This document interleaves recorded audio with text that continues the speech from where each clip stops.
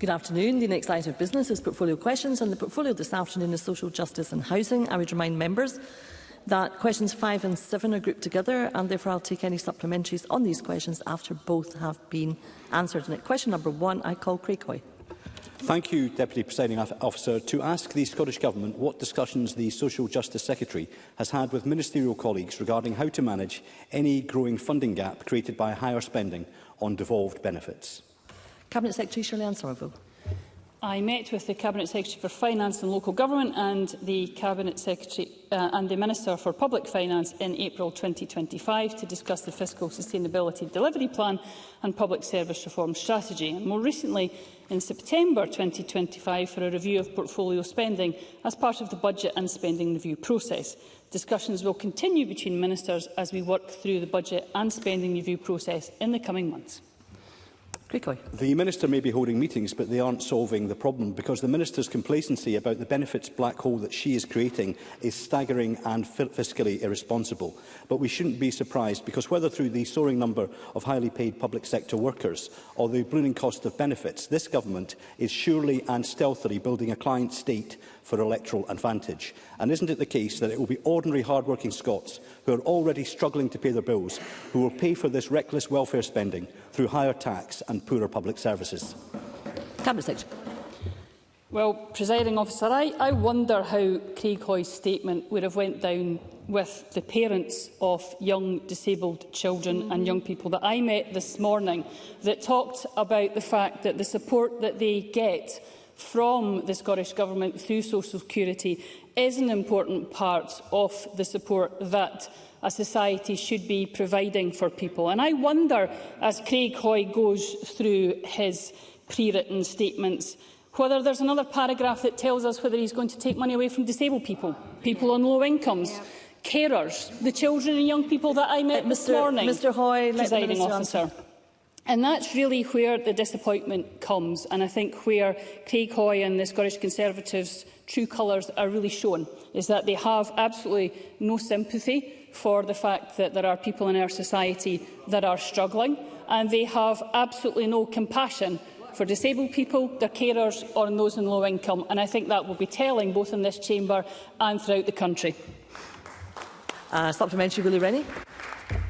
Is the Cabinet Secretary in discussion with the Health Secretary about the creation of a neurodiversity pathway for adults? Because many of them are economically inactive and are desperate to get the services that have been denied to them so far. It would help them get back to work, it would help reduce the benefits dependency, but also it would make sure we've got economic growth where we desperately need it. So is she discussing that with the Cabinet Secretary for Health? Cabinet Secretary. Well, I'm very happy to carry on the discussions around pathways for neurodivergent children, young people and adults. Mr Rennie may also be very interested I'm sure he's probably actually already aware of the fact that very recently I announced particular employment and employability support for disabled people, for that to be available right across the country. And when I launched that service very recently, I spoke to an autistic young person who had benefited from that service and the importance of that service gave them from moving from economic inactivity with the provision of support to be able to go into a job in which they are thriving and in which the company is benefiting greatly from their skills. But I'm happy to pick up the conversations that Mr Rennie mentions with the Health Secretary. And supplementary, Rona Mackay. Thank you, Presiding Officer. The Scottish Conservatives keep raising the topic of benefits expenditure, but they continue to shy away from the question of whose benefits they would see cut. I am proud that this SNP Scottish Government, unlike successive Westminster governments, continues to prioritise the most vulnerable people in our society through higher social security spending. Can the Cabinet Secretary outline the impacts that this prioritisation is having on child poverty in Scotland? Cabinet Secretary. Thanks, President Officer. So Rona Mackay again gets, I think, to the nub of the issue on this, because I can only presume, and Craig Hoy can feel free to continue to shout from a sedentary position if I'm wrong, that part of the cuts that he wants to see is to the Scottish Child Payment, that's forecasted to keep 40,000 children out of relative poverty this year. Or perhaps he would like us to keep the two-child limit rather than mitigating against that, which will estimated to result in 20,000 fewer children living in poverty. So we will take very seriously our requirements, as we do, to provide a robust system for social security, but I'm also exceptionally proud of the support that we continue to give, particularly for young people. Question number 2, Kenneth Gibson. Thank you, Presiding Officer.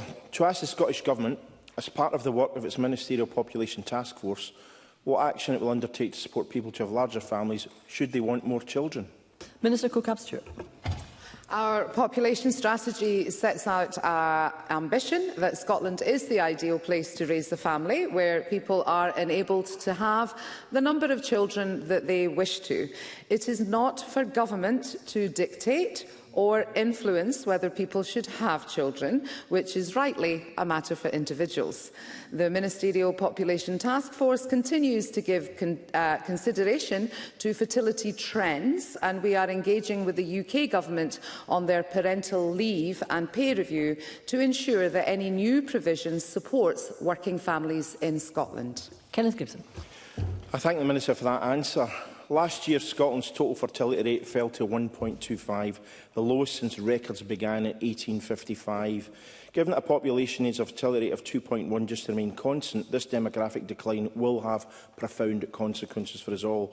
Does the Minister agree that this is an existential concern for Scotland? And what policies does the Scottish Government believe that can make a real difference in arresting and reversing this depressing trend? And please note, I'm not asking about immigration, but the birth rate. Minister. Thank you. Yes, I do share his interesting views on our changing demographics, but falling birth rates are a trend across many high-income countries with significant implications, as the member says, on our economies, communities and, of course, public services. We are committed to learning from other countries. So in December 2024, the Ministerial Population Task Force considered potential international lessons from family-friendly policy interventions. We are currently exploring next steps in the Scottish context, including scoping further research into the role of parental leave uptake on decisions to have children. And from our 2022 Attitudes to Family Formation research, we know that childcare is an important factor in people's decision to have children. And through our Addressing Depopulation Action Plan, we are funding local authorities in depopulating areas in the Western Isles and the northwest of the Highlands to scope and deliver, where possible, childcare interventions which support families to live and work there. Question number 3, I call Paul Sweeney, who's joining us remotely. Mr Sweeney. Thank you, Deputy Presiding Officer. To ask the Scottish Government whether it will provide an update regarding the work that Social Security Scotland is engaging in to support veterans in accessing its services. Cabinet Secretary Shirley-Anne Somerville. We welcome the Scottish Veterans Commissioner's report and the recommendation to improve access to devolved benefits for veterans. The agency's Chief Executive recently met with the Commissioner to discuss shared priorities, including the report and how access could be improved in the Scottish social security system. The agency will work with the Scottish Government to provide a response to that report in due course.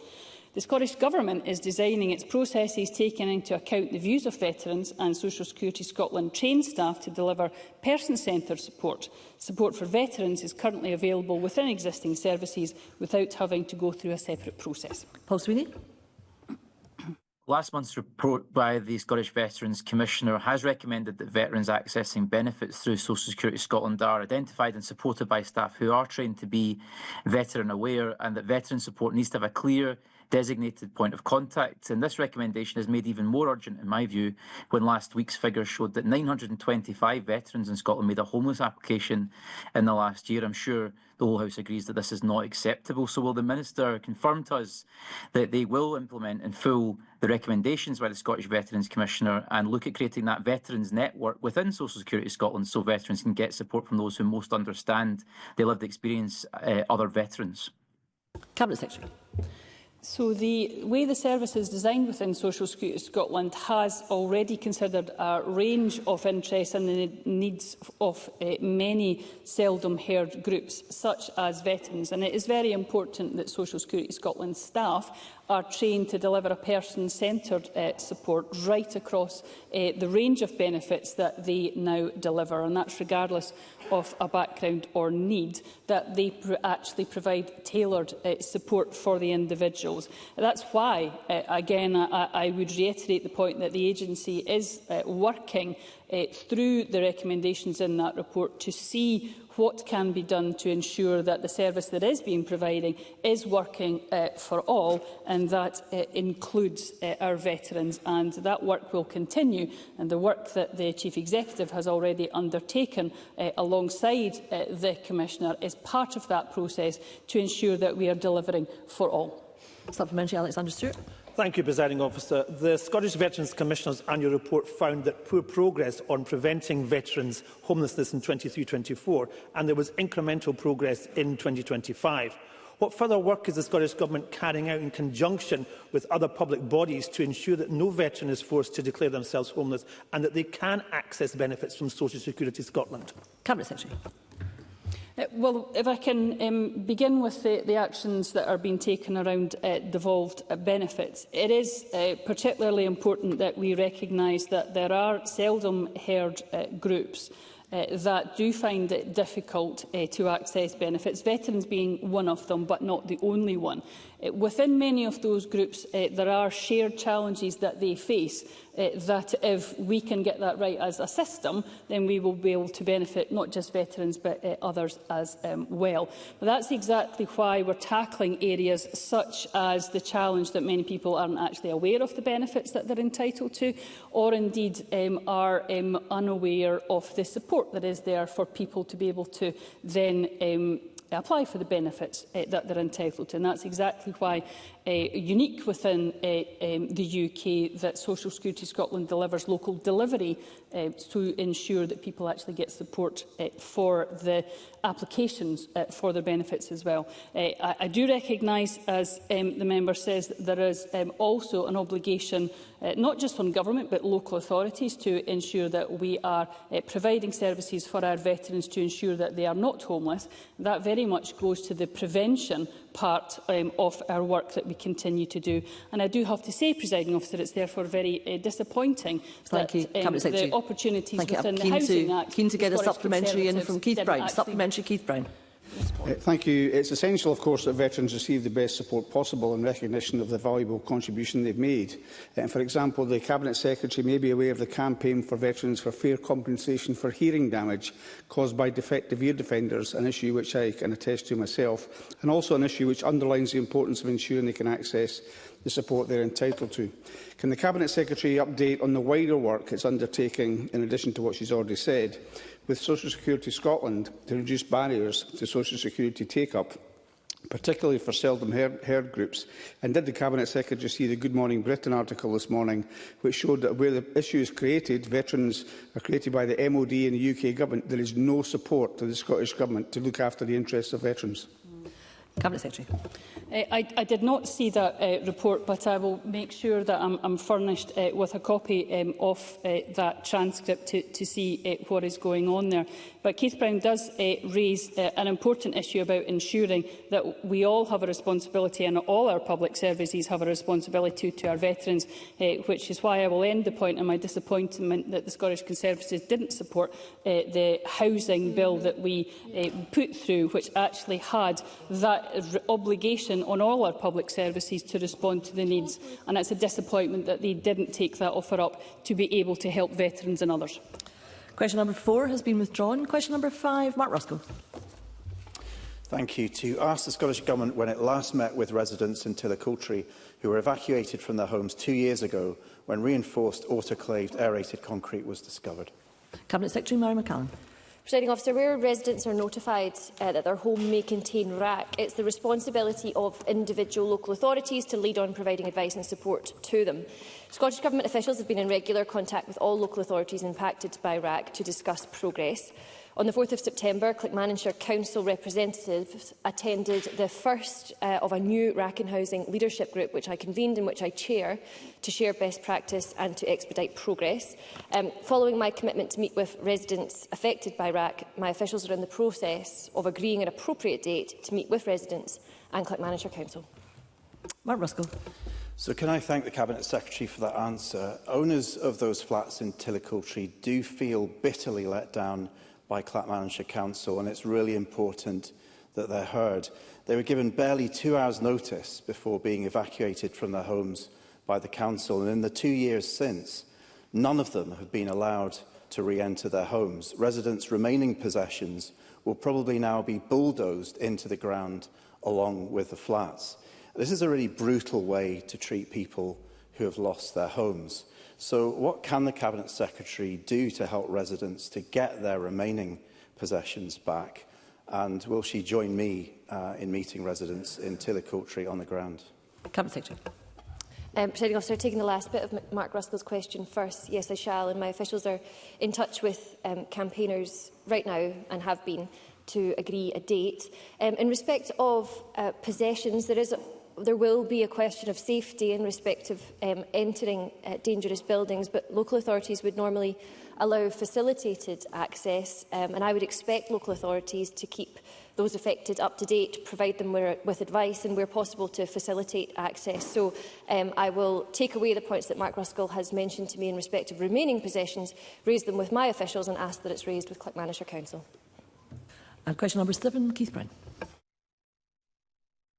To ask the Scottish Government when the Housing Secretary will meet with those constituents from Tillicoultry affected by the reinforced autoclaved aerated concrete following the commitment to do so that was made in early August. Cabinet Secretary Mary McCallum. Thanks, Presiding Officer. I thank Keith Brown for the question. I mentioned in response to Mark Ruskell that we firstly met with Clackmannanshire Council at the new leadership group on the 4th of September, and that I am in dialogue with campaigners in Clackmannanshire to agree a date for me to meet them in situ, and I understand that the 19th of November has been offered. I think it works for campaigners, and I'm just waiting to see if it works for the Council. Keith Brown. Can I thank the Cabinet Secretary for that response, and just to say that I think there's a much wider issue going on here than simply Clackmannanshire Council.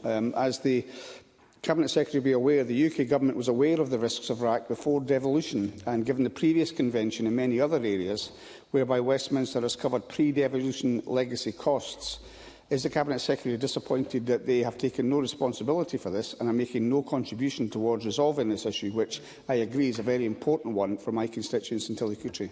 Cabinet Secretary. Yes, Presiding Officer, I think it's absolutely essential that the UK Government come to the table on the issue of RAC. RAC is present in housing right throughout the United Kingdom. As Keith Brown has set out, it is present in properties that were sold under right to buy, which far predates the devolution period.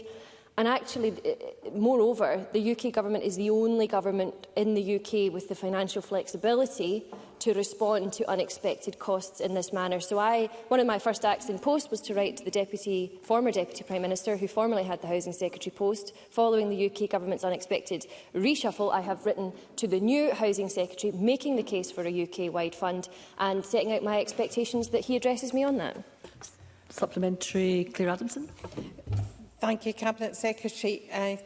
Presiding Officer. Cabinet Secretary, RAC was an unforeseen problem that has devastated communities, not just in relation to social housing, but also in my own area. We lost our theatre and concert hall in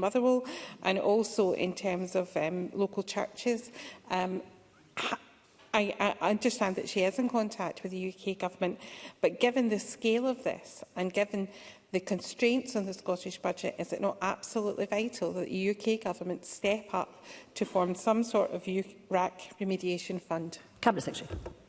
I think it is, Presiding Officer, and I would reiterate the presence of RAC across the United Kingdom, coupled with the fact that the properties were largely sold under a right to buy pre-devolution, and the UK Government's financial flexibilities mean that they are the only government across the United Kingdom who is in a position to offer that national remediation fund. As I said, I have made representations, former Housing Minister has made representations. I'll continue to do so, and I also intend to use that newly convened RAC and Housing Leadership Group as a further attempt to bring the UK Government to the table and to face up to their responsibilities. A supplementary, Megan Gallagher.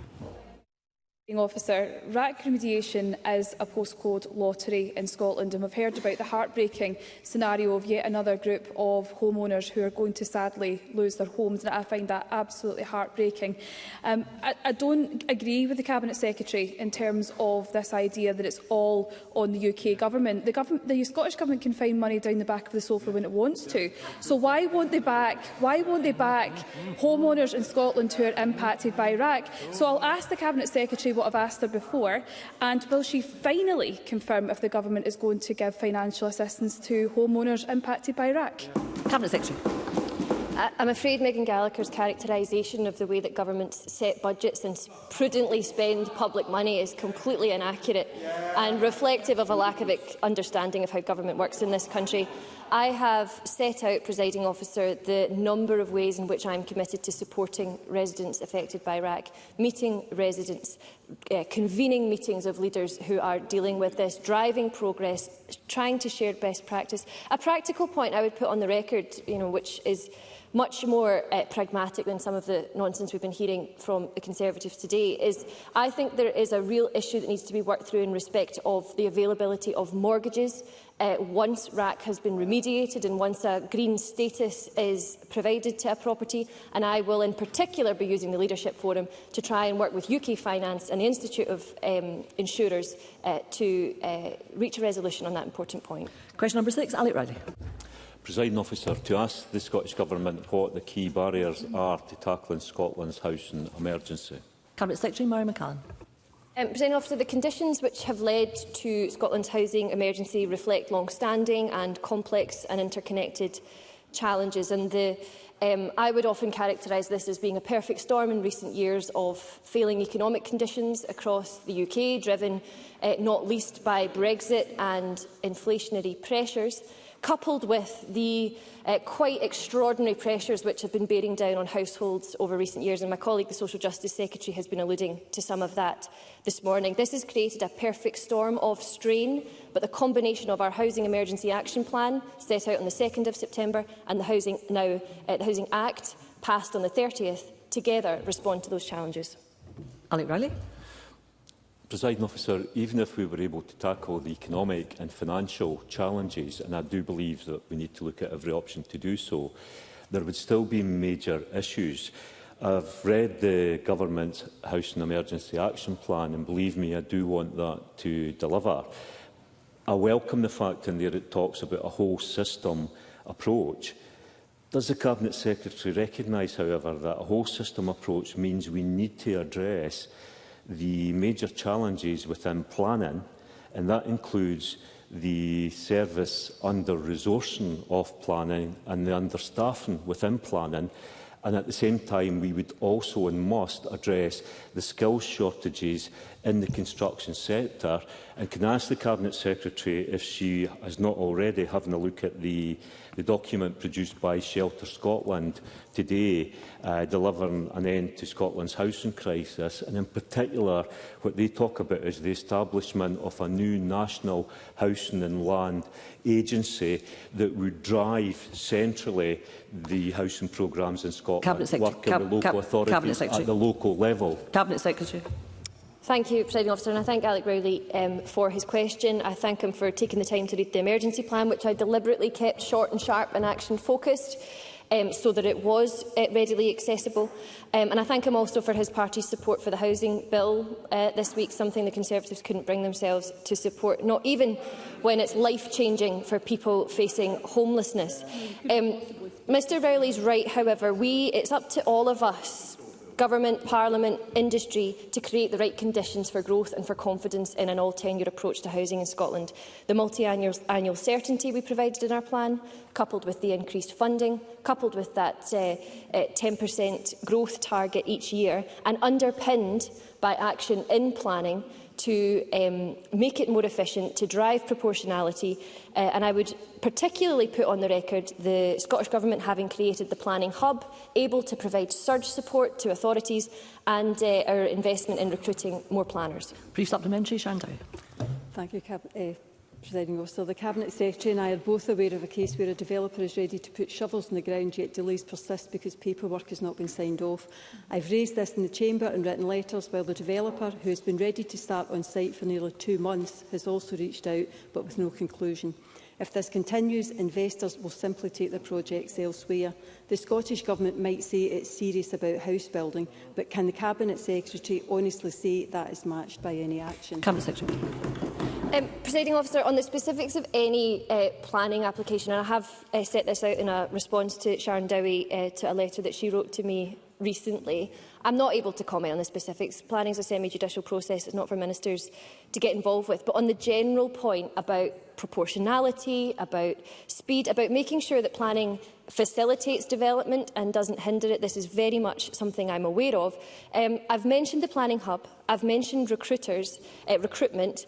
Our action plan speaks to actions too, but I would also draw Ms Dowie's attention to the work the Planning Minister and I have been doing in respect of stalled sites, actively brokering relations between developers, planners and the Government to try and unlock these sites which have permission but are not moving forward. And I can squeeze in question 8 if I have succinct questions and answers to match. Douglas Lumsden. To ask the Scottish Government how much of the £20 million Housing Infrastructure Fund that was launched in 2016 as part of the 10-year Aberdeen City Region deal has been spent. Cabinet Secretary Mary McCallan. The Housing Infrastructure Fund forms part of our Affordable Housing Supply Programme.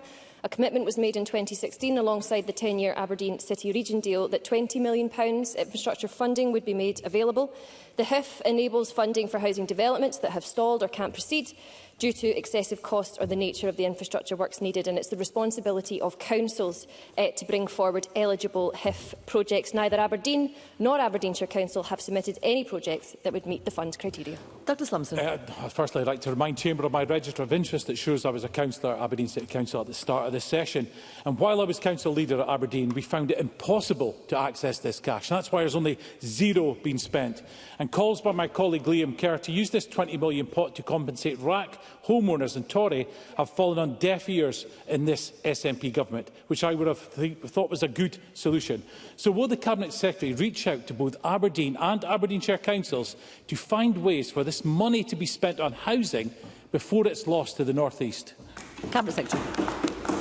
The Housing Infrastructure Fund is a well-used fund throughout the country, so I don't recognise the characterisation of it by Douglas Lumsden, but he ought to catch up a little bit. I have today written to Aberdeen Council to confirm that its request for £10 million to meet the cost of RAC remediation does not meet the criteria of the Housing Infrastructure Fund. I have instead invited the Council to submit a proposal for additional grant support through the Affordable Homes Supply Programme for the equivalent amount. This will not only help the Council in turn to meet the cost of remediation from within its own budget, but also make a valuable contribution towards Scotland's supply of affordable housing. Thank you, Cabinet Secretary. That concludes portfolio questions on social justice and housing. There will be a very short pause before we move on to the next item of business to allow frontbench teams to change positions should they so wish. Thank you.